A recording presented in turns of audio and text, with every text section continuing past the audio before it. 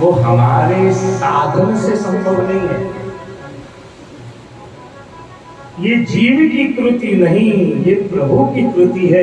ये भी प्रभु के कृपा बल से ही हमें प्राप्त हुआ है। तो आज अपना प्रेम भी श्री ठाकुर जी के चरणारविंद में है। ये जीव की कृति नहीं है, ये भगवत कृति है। तो जिसका व्रत प्रिय हो, महाराज प्रियव्रत के यहाँ स्वयं अजन्मा अविनाशी भगवान ऋषभ देव जी प्रकट हुए। भगवान विष्णु के 24 अवतारों में से एक अवतार भगवान ऋषभ देव जी। जैन परंपरा की शुरुआत जो है ऋषभ देव जी से ही है। और भगवान ऋषभ देव जी के यहाँ 1000 पुत्र का जन्म हुआ। भगवान ऋषभ देव इतने तपस्वी थे कि आपके तप के कारण कई किलोमीटर दूर से लोग उस शरीर से उत्पन्न सुगंध को सूंघने के लिए आ जाते थे। रात दिन लोगों की भीड़ लगी रहती, लोग तप नहीं करने देते। अंत में भगवान ऋषभदेव ने अपने शरीर में मलमूत्र विष्ठा लगाना प्रारंभ किया कि लोग मुझसे घृणा करें। लेकिन मलमूत्र विष्ठा लगाने के बाद भी शरीर से दिव्य तप जो है प्रकट हो जाता था और लोगों की लाइन लगी रहती थी। भगवान ऋषभदेव जी के यहाँ परम भागवत भगवान के परम भक्त भरत जी का जन्म हुआ। भरत जी के यहाँ 100 पुत्र, ज्येष्ठ पुत्र को राज्याभिषेक करके और भरत जी परमात्मा को ढूंढने के लिए, परमात्मा को पाने के लिए घर से निकल पड़े। गंडकी नदी के घनघोर जंगल में जहां सिंह, व्याघ्र, भल्लुक आदि अनेक हिंसक पशुओं के बीच, हिंसक जंगली जानवरों के बीच कुटिया बना करके और गंडकी नदी, शालिग्रामी नदी के तट पे श्रीमन नारायण का ध्यान, उपासना, योग विधान पूर्वक करने लग गए। ध्यान साधना करते करते जब वृद्धावस्था में प्रवेश करते हैं, संध्या काल का समय है और संध्या काल के समय में श्री भरत जी सूर्य नारायण को अर्घ्य दे रहे थे। संध्या करने के पश्चात उसी समय एक हिरण का शावक उस जल में प्रवाहित होते होते, डूबते डूबते भरत जी के पास पहुंचा। अभी अभी जिसका जन्म हुआ है, मां के उदर के रक्त से जो सना हुआ बालक, ऐसे नवजात शिशु को अपने हाथ में लेकर के करुणा से द्रवित होकर के भरत जी अपनी कुटिया में लेकर आ गए। राजा परीक्षित ने सुखदेव जी को पूछा कि भगवान, बाधमुक्तम भगवत उत्तम श्लोकस्य श्रीमच्चरणारविंद मकरंद रस आवेशित चेतसो भागवत परमहंस दयित कथाम किंचित अंतराय विहिताम स्वाम शिवतमाम पदवीं न प्रायेण हिन्वन्ति। कौन है वो हिरण का शावक? अभिज्ञान शाकुंतलम में बड़ा सुंदर वर्णन कवि कालिदास जी ने किया है। सुखदेव जी कहते हैं कि संध्या काल के समय बहुत से हिरण हिरनी जल पीने के लिए गंडकी नदी में पहुंचे। नदी तट से नीचे नदी में जाकर जल पान कर रहे थे। उसी समय भय से भयभीत किसी हिरण ने आवाज लगा दी कि भाई व्याघ्र सिंह आ रहे हैं। व्याघ्र का नाम सुन करके सारे हिरण इधर उधर होकर भाग रहे थे। उसी में एक गर्भवती हिरनी भी जलपान कर रही थी। घबराहट के कारण जो गर्भवती हिरणी है वो जैसे ही तट पे छलांग लगाने गई, छलांग के वेग से उसका गर्भ श्रवित होकर के जल में प्रवाहित हो गया और वो एक गुफा में जाकर के मृत हो गई,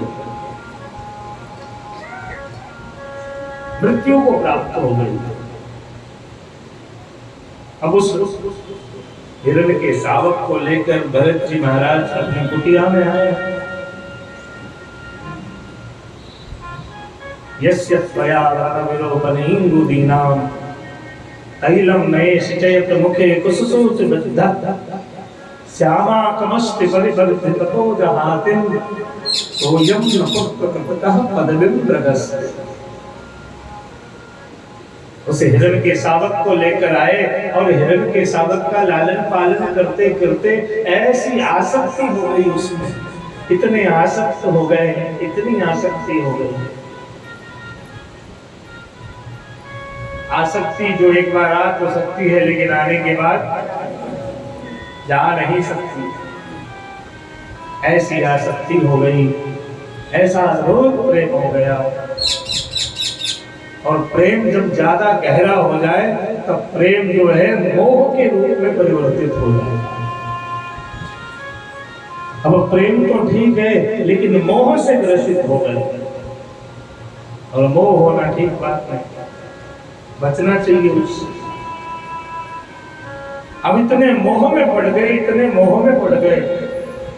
जैसे बच्चों से हम प्रेम तो करते हैं लेकिन प्रेम से अधिक मोह होता है, और मोह होना सही नहीं। अब मोह से जब बहुत ग्रसित हो गए, मोह से ग्रसित होने के कारण एक दिन प्रातः काल वो हिरणी बड़ी हो गई थी, अपने समुदाय को ढूंढ रही थी। उसका मन तो यहाँ कुटिया में लग नहीं रहा था। वो तलाश में थी कि कब मैं इनके चुंगल से निकल जाऊं। प्रातः काल का समय था, कुटिया से छलांग लगाकर निकल गई और कहीं भटक गई।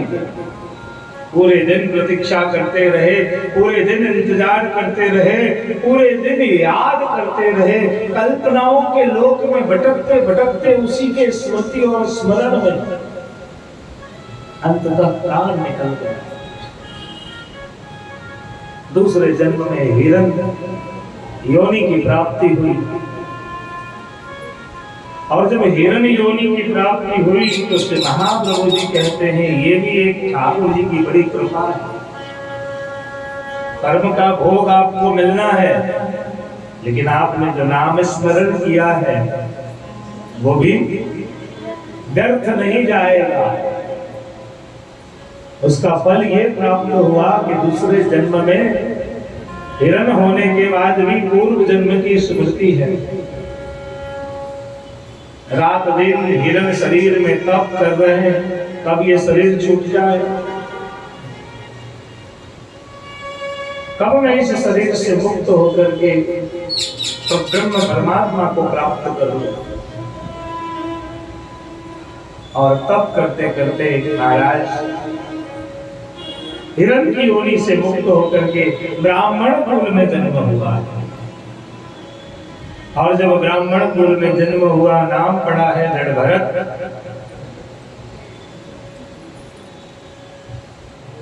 अब एक सबसे बड़ी बात है कि अंदर से बहुत बुद्धिमान होते हुए भी बाहर से मूर्खों की भांति विचरण करते हैं। भीतर से चेतना जागृत,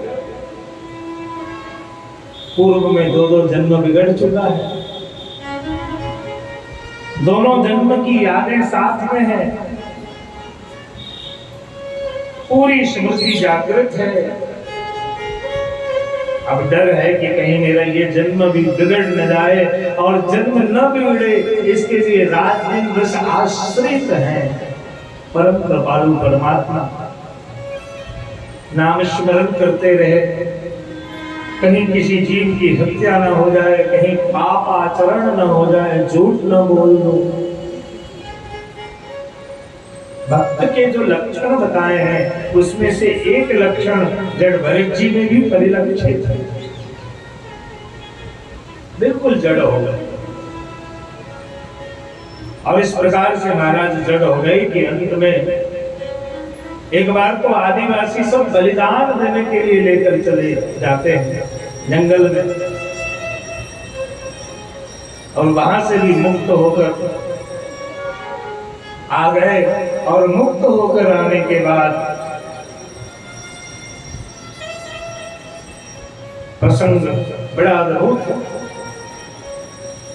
माता पिता की मृत्यु हो गई, भाई भौजाई ने घर से निकाल दिया।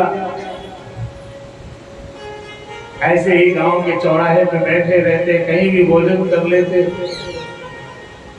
और भोजन करते करते एक ऐसा समय भी आया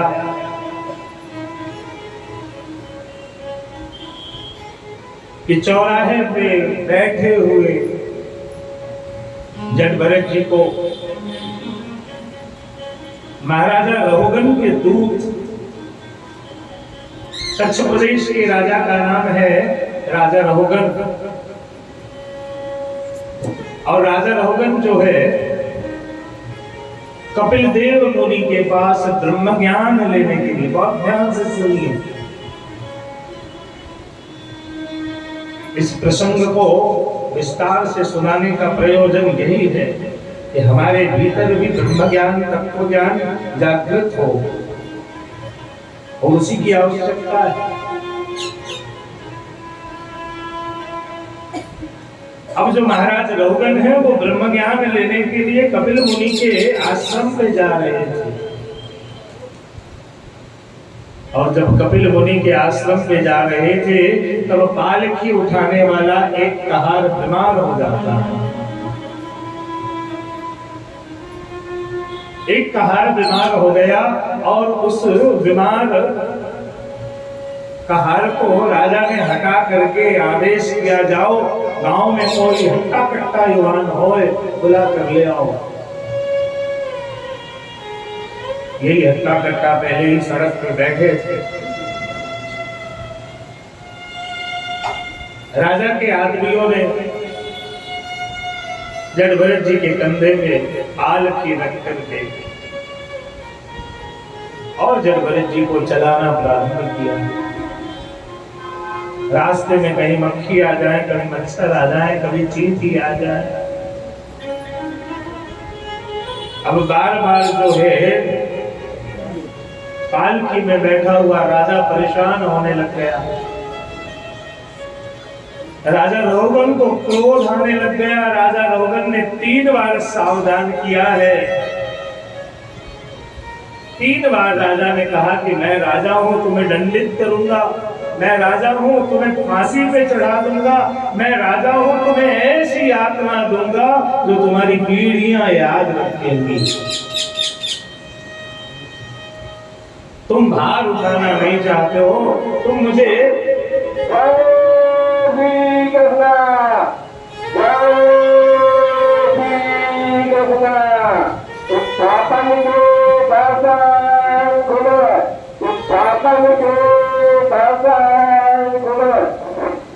जिनको जाना है शांति से खड़े हो जाइए, नहीं तो बैठे रहिए।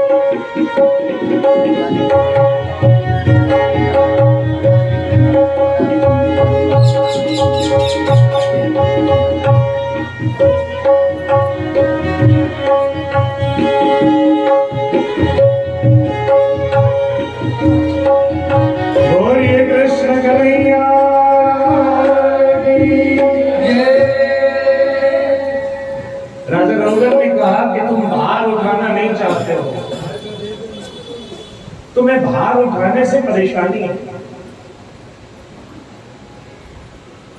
राजा रहुगन ने जब जट भरत जी को प्रताड़ित किया, राजा रहुगन ने जब जट भरत जी को अपमानित किया, राजा रोगन ने कहा कि मैं राजा हूं, तुम भार उठाने से हिचक रहे हो। तब जड़भरत जी जवाब देते हैं, बस इस जवाब को बहुत ध्यान से सुनिएगा। जड़भरत जी ने कहा कि राजन, मैं भला भार से क्यों घबराऊंगा? मुझे भार उठाने से क्या परहेज है? मैंने पालकी कहां उठा रखी है? मैंने पालकी का भार नहीं लिया है। राजन, पालकी मेरे कंधे पे है, कंधा पीठ पे है, पीठ कमर पे है, कमर जंघे पे है, जंघा घुटन पे है, घुटन पांव पे है, पांव तलवे पे है, तलवा पृथ्वी पे है, पृथ्वी 7 लोक पे है, 7 लोक शेषनाग पे है, और शेषनाग श्रीमन नारायण के गोद में है। भला भार मैंने कहां उठाया राजन? भार तो उस पर ब्रह्म परमात्मा ने उठाया। पूरे ब्रह्मांड की जो जवाबदारी है वो तो उस परमात्मा के ऊपर है। राजन, मैं तो खुद ही पृथ्वी पे बाहर हूं, मैं तुम्हारा भार कहां उठा सकता? राजन, कर्म का अभिमान ही व्यक्ति को पतन की ओर ले जाता है। राजन, भार मैंने नहीं, भार तो उस श्रीमन नारायण ने धारण कर रखा है। राजन, हम सब तो निमित्त मात्र हैं। हमारा तो जन्म ही जगत में निमित्त मात्र है। राजन, हमारा जन्म जो है वो निमित्त मात्र है। भार उठाने वाले तो वो परम कृपालु परमात्मा है। राजा रोगन को लगा कि नहीं, मैं जिस सद्गुरु की तलाश में निकला हूं वो सद्गुरु तो मेरे सामने खड़े हैं। महाराज रोगन पृथ्वी पालकी से नीचे आकर के और प्रणाम करते हुए महाराज जड़भरत से निवेदन करते हैं, निबोधता देवतम ब्रवीमि मासो युतम देवमहस्तमेयम्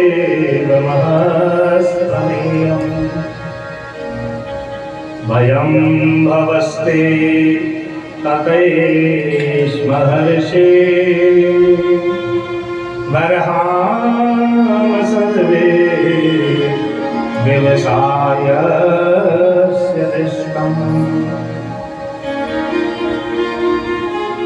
राजन, तुम जिस ब्रह्म ज्ञान के लिए जा रहे हो तो राजन याद रखिए, ब्रह्म ज्ञान की कोई पुस्तक नहीं आती,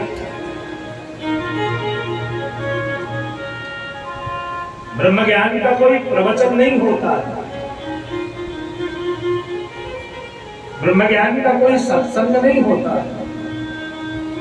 राजन, अगर ब्रह्मज्ञानी होने की इच्छा हो तो चुपचाप किसी ब्रह्मज्ञानी के चरणारविंद में जा करके बैठ जाना, अपने आप ब्रह्मज्ञानी बन जाओगे। संग से आदमी ब्रह्मज्ञानी बनता है, पढ़ने से आदमी ब्रह्मज्ञानी नहीं होता है। राजन, राजन, मां के गर्भ में एक पिंड से जिंदगी की शुरुआत होती थी, और जब शरीर जलकर भस्म होता है तब एक पिंड ही शेष रह जाता है। राजन, इसलिए तो पिंडदान करते हैं। ये पृथ्वी भी एक पिंड है राजन, ये ब्रह्मांड भी एक पिंड है, और मां के गर्भ में जो भ्रूण होता है वो भी एक पिंड ही होता है। उसी पिंड से विराट पुरुष की उत्पत्ति हुई, और ये पूरा फैला हुआ संसार भी प्रलय के समय में एक पिंड ही शेष रह जाता है। राजन, राजन, आपने मुझे नहीं पहचाना, मैंने आपको पहचान लिया। आप पूर्व जन्म के हिरण हैं। और आपके संग से मुझे 2 जन्म भटकना पड़ा और मेरे संग से एक ही जन्म में आप राजा पद को प्राप्त कर गए, आप राजा बन गए महाराज। ये होता है भगवतियों के संग का प्रताप।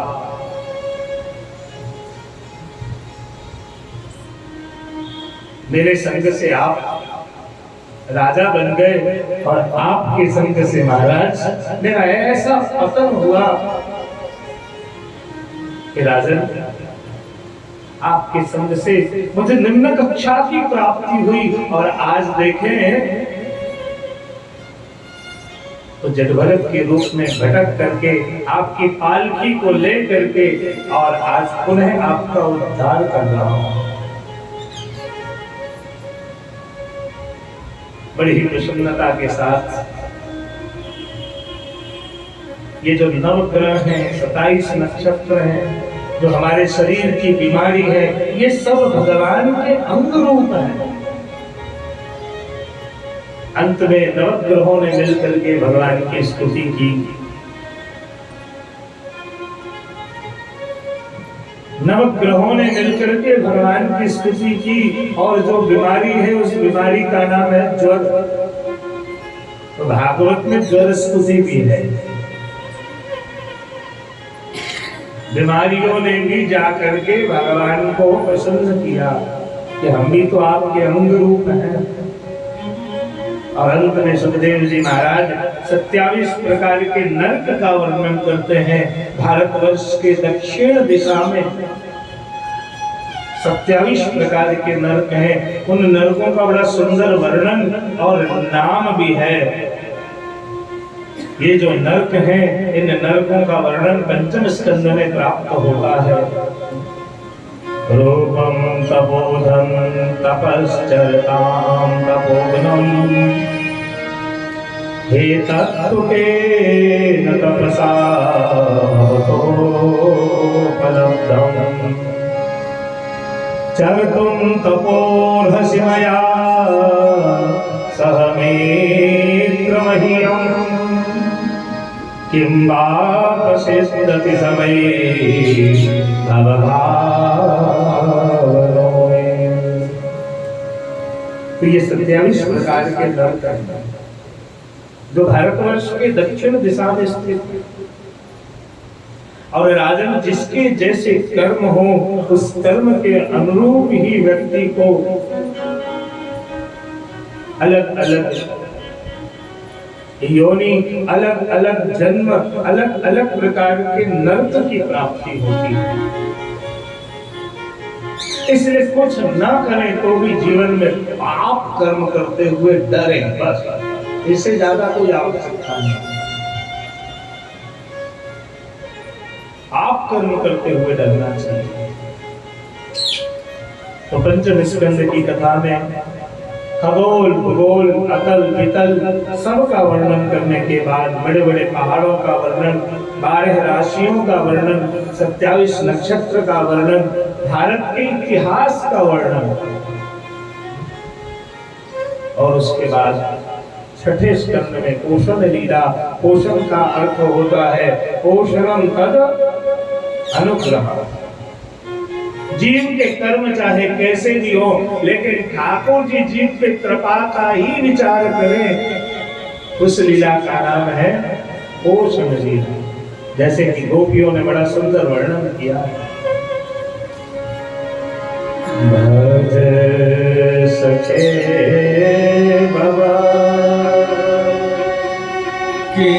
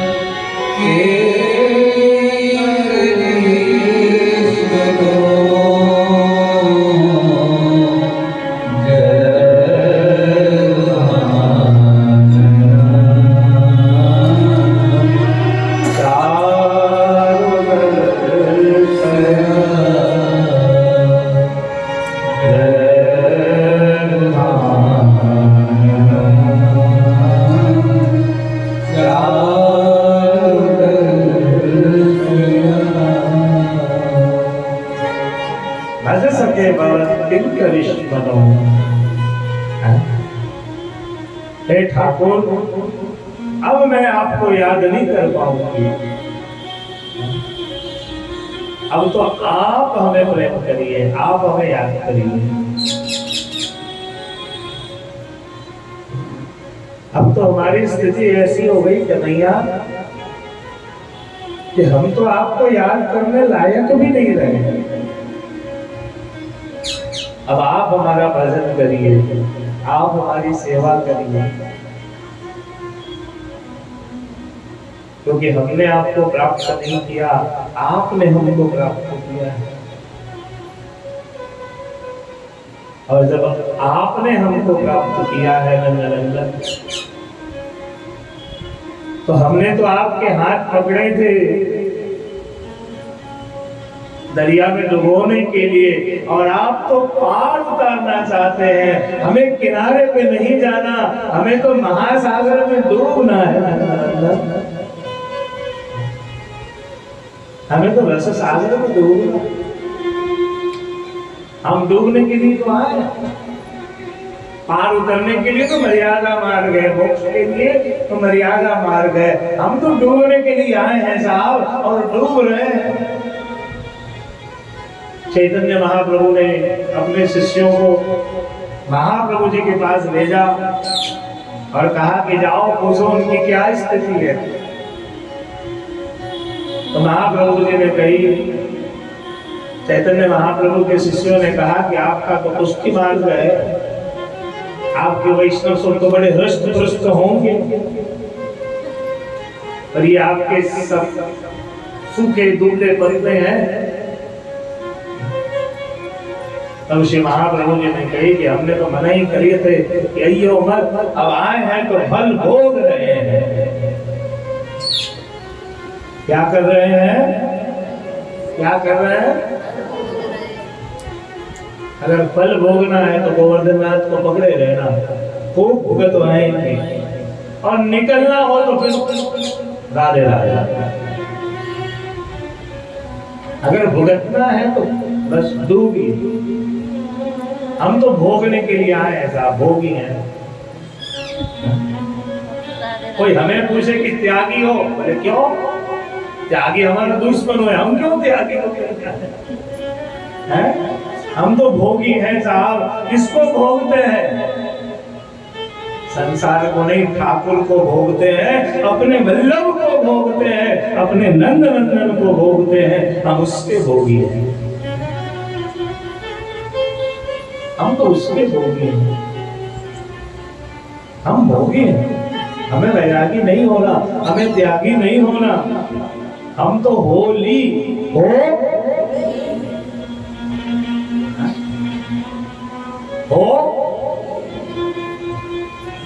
हम तो उत्थापन में ठाकुर जी को का धरे, लीलो में वो का धरे, लीला में मैं वो।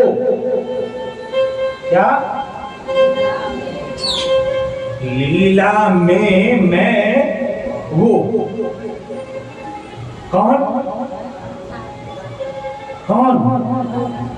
अरे भैया, स्वामी जी सखी कि चंद्रावली जी की सखी कि राधा सहचरी जी की सखी कि जमुना जी की सखी है, तो इन्हीं चारों की सखी। तो अभी ठाकुर जी ने लीलो में वो आरोग्यो। अब संध्या को अपन कहा करेंगे पातल, पातल ले लेंगे ठाकुर जी। पा और तर, तुम को भी पा और खुद भी तर, यही तो है पातल। और ठाकुर जी को कहा धरे सखीरी, सखी सखी सखी सखी। पुष्टि मार्ग को कहीं ढूंढने थोड़ी जाता, पुष्टि मार्ग को साहब मोहनथाल मठरी में है। काय में है पुष्टि मार्ग? मोहनथाल मठरी। एक बार प्रथमेश जी महाराज ग्वालियर में विराज रहे थे, और सुबह सुबह 4 बजे 5 बजे ही आर्य समाज के विद्वान पहुंचे। बोले तुम्हारे संप्रदाय के महाराज इस समय तक सोते रहते हैं? बोले भैया 3 बजे पदरावनी में से आए हैं तो पढ़ेंगे तो सही 3-4 घंटे। अब 12 बजे तक तुम सत्संग में विराजे, वैष्णव के यहाँ पदरावनी में गए, पदरावनी में से आए, पढ़े। अब खटर पटर सुन करके प्रथमेश जी महाराज जग गए। बोले क्या है भैया, कहाँ से आए? तो महाराज जी मैं आर्य समाज से हूँ, मेरी जिज्ञासा ये है कि पुष्टि मार्ग क्या है। महाराज श्री ने कही कि नहा धो के आए? बोले हाँ। भितरिया को आज्ञा की 4-5 मोहन थाल ले आ। तो बड़ो बड़ो भैया नंग मंगवाए महाराज ने मोहन थाल। और वो जो विद्वान थे उनको कहा कि जब तक आप मिठाई खाइए मैं स्नान करके आता हूँ, फिर बताता हूँ कि पुष्टि मार्ग क्या है। अब तो भैया वो मोहन थाल पूरे ही गटक गए और गटक करके और डगार ले रहे थे मस्ती से। महाराज श्री आए, बोले स्वाद चखे कि नहीं? बोले महाराज ऐसो स्वाद हम करो न चाहते हो। आज तक मैं सब जगह गया पर इसमें जो स्वाद है, इस स्वाद को मैंने कहीं नहीं पाया। महाराज श्री ने कही यही पुष्टि मार्ग है, पृथक शरण मार्गों दृष्टा श्री कृष्ण। यही तो स्वाद है पुष्टि मार्ग। जो स्वाद कहीं नहीं है वो यहाँ है, और जो यहाँ है इसकी कोई जोड़ी नहीं है। अरे यहाँ तो ठाकुर जी भी कहा कहना मालूम है, मीठी तेरी छाछ वालन, मीठी तेरी। क्या कह रहे हैं आप? वालन मीठी तेरी छाछ। जब ठाकुर जी इतनो मीठो है, माने जो सामग्री आरोगी है वो कितना मीठो है वो। और वाको जाने प्रसाद ही दियो है, वाको भी मीठो ही होना चाहिए, पर अहंकारी है लो है। वाको भी कैसे होना चाहिए? मीठो ही होना चाहिए। वाको भी मृदु होने चाहिए, वाको भी रसीले होने चाहिए। आइए 2 मिनट के लिए कन्हैया ले चल परली पार ठाकुर से विनती करें और बाकी बात फिर आगे की कथा में मंगल प्रवेश करें। बोलो कृष्ण कन्हैया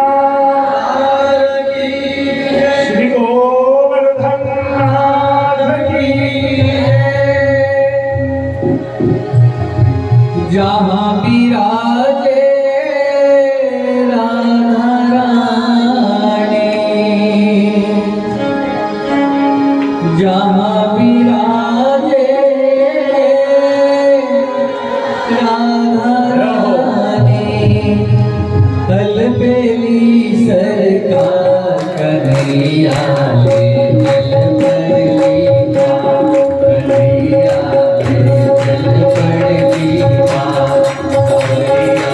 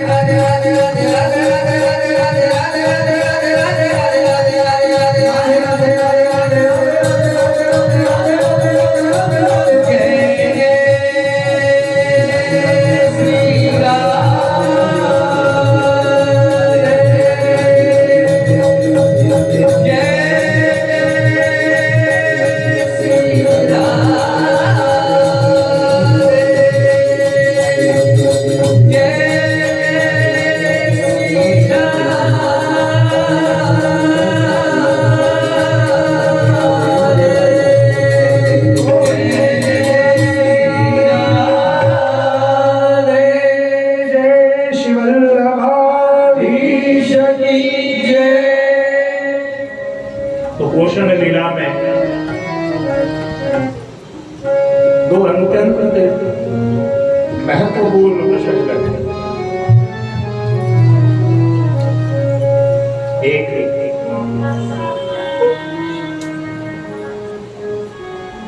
भगवत नाम और दूसरे प्रसंग में भगवदाश्रय।